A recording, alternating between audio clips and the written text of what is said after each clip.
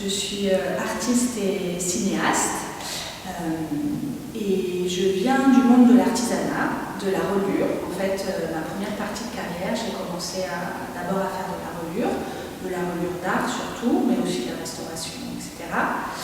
J'ai pas mal voyagé avec ce métier. Et puis, il y a une dizaine d'années, j'ai décidé de changer de métier et de revenir à un de mes premiers amours, qui était au départ le cinéma.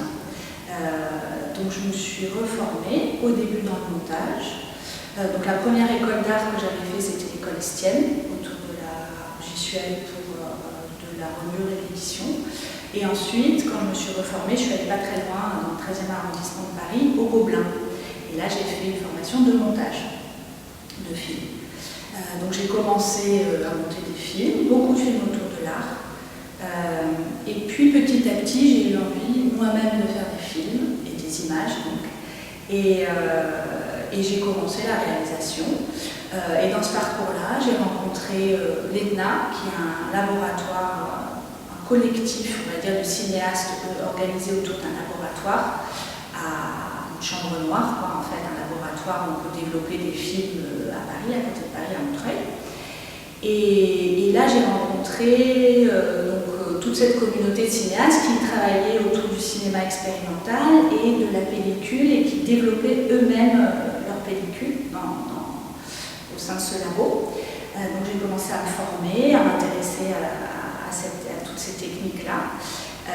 Et quelque part, j'ai fait se joindre à nouveau, on va dire, le savoir-faire et le côté manuel avec cette nouvelle pratique que j'avais du cinéma en développement moi-même. Voilà, et puis dans toute cette nouvelle carrière, j'ai aussi eu envie de faire de la photo et j'ai fait un premier projet au Sténopé dans la région parisienne. Voilà. Et ma pratique donc d'artiste et de cinéaste, elle se situe, je m'intéresse beaucoup aux formes, donc pour moi le côté expérimental est très important, aux formes en forme cinématographique, on va dire. Et donc, je dirais que ça se situe entre le documentaire, parce que le réel m'intéresse et m'interpelle, et j'ai toujours envie d'aller l'interroger. Et c'est en général la partie première de mon travail, on va dire, d'interroger le réel sous sa forme la plus simple et la plus documentaire. Et ensuite, quand je mets en forme, quand je filme, quand je développe, là je croise avec un côté plus expérimental où la forme va aussi exprimer des choses. Voilà.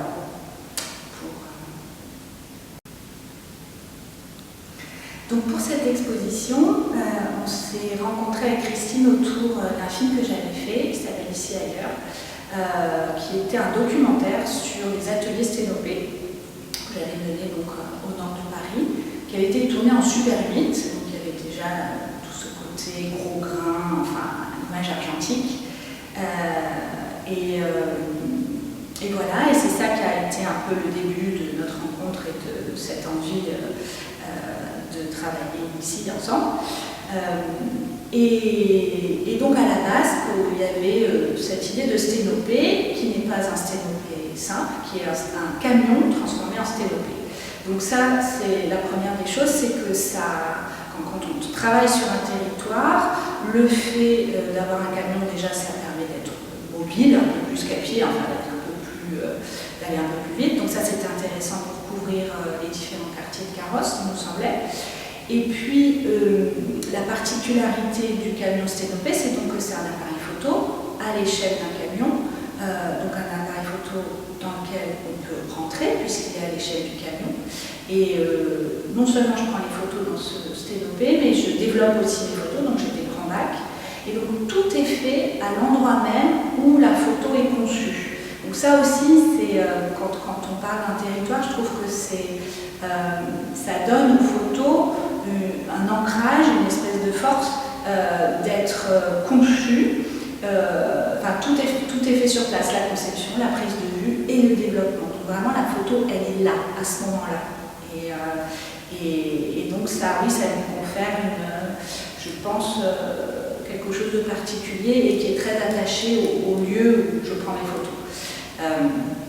Donc ça, c'était intéressant. Et puis, il y avait aussi ce côté technique ancienne qui avait un écho avec la première mission photographique de 1983. Donc ça, c'était l'avant-propos. Et puis ensuite, j'ai pris connaissance, je suis allée voir l'expo à Paris, qui s'appelait La Maison pour tous. Voilà. Et là, je me suis vraiment plongée dans ce fond et j'ai commencé à découvrir Carrosse, parce que même si j'ai grandi pas très loin, en fait, je connaissais pas très bien.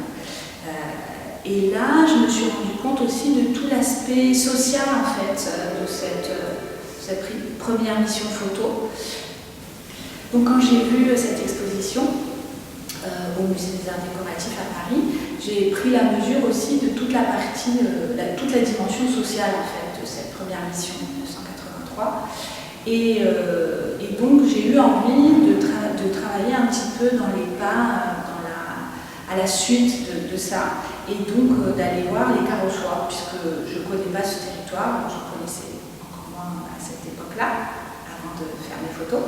Et donc pendant les différentes résidences de création, je suis allée à la rencontre des Carrossois, peut-être une dizaine de personnes, de tout âge, de tous les quartiers, de tous horizons, on va dire.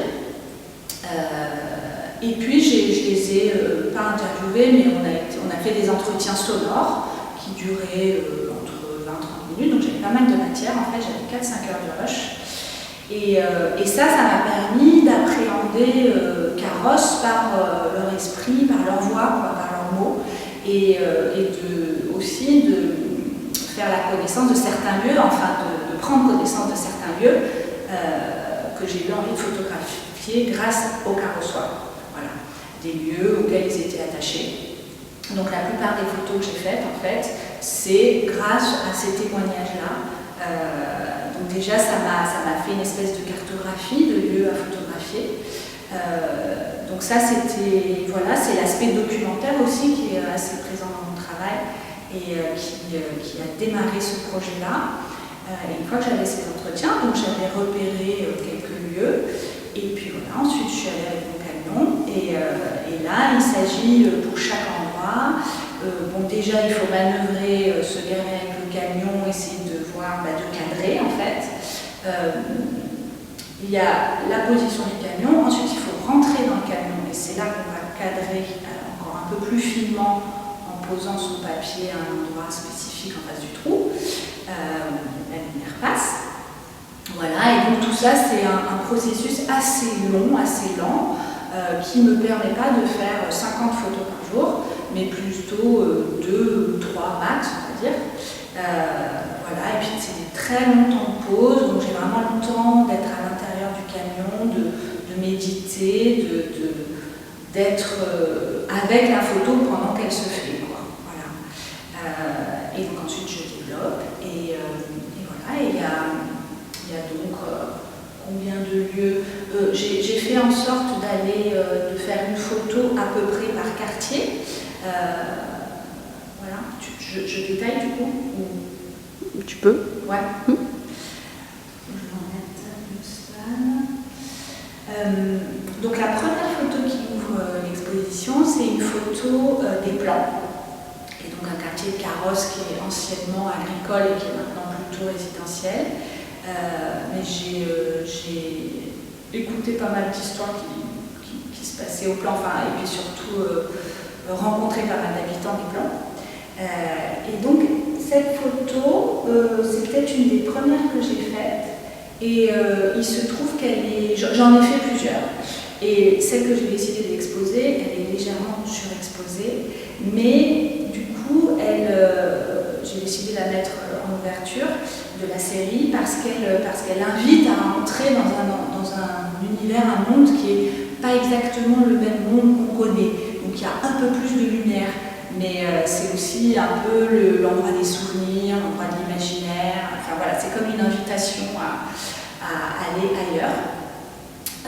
Donc ça c'était une photo au plan. Ensuite j'ai fait une photo au stade de foot, enfin au terrain de foot, où apparemment pas mal de jeunes carrossois ont leurs habitudes.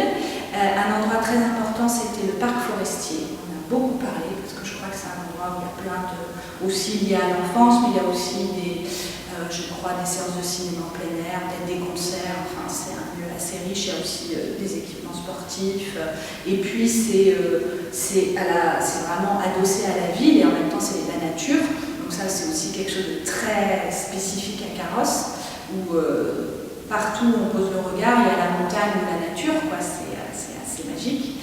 Voilà, j'ai fait des photos dans Carrosse, la ville. J'ai fait un endroit apparemment qui est très important, qui est une épicerie qui s'appelle Chali, dont on va beaucoup parler aussi. J'ai pris 2 portraits d'habitants de Carrosse. Et pareil, alors pour les portraits, il se passe quelque chose d'assez particulier aussi, parce que ça ne se voit pas forcément pour les paysages quand on a des gens devant l'objectif. Les temps de pause vont de 3 à 10 minutes. Par exemple, la photo de Luc, qui est là au milieu, juste derrière moi, c'était un temps de pause de 5 minutes, malgré le grand soleil. Du coup, même s'il ne bougeait pas, il essayait de ne pas bouger, il a quand même un petit peu bougé, du coup ça lui donne une espèce de flou. Et derrière, tout est à peu près net. Donc il y a c'est comme si on visualisait un peu le passage du temps. Enfin, ça donne une ambiance un peu particulière à ces portraits. Et pour l'autre, on voit Yanis, qui est un jeune homme, juste derrière moi là. Lui, il a carrément bougé. J'ai demandé de bouger à 2 endroits différents. Donc là, carrément, le temps de pause permettait il était assez long pour qu'il puisse bouger pendant la photo et être imprimé 2 fois. Voilà. J'ai pris aussi des photos de Carrosse Village. J'ai pris une photo dans la zone industrielle et j'ai pris une photo du parking de Carrosse parce que j'ai passé beaucoup de temps sur le parking de Carrosse. Non, parce qu'on voit la vue aussi et sur toute la vallée. Et voilà.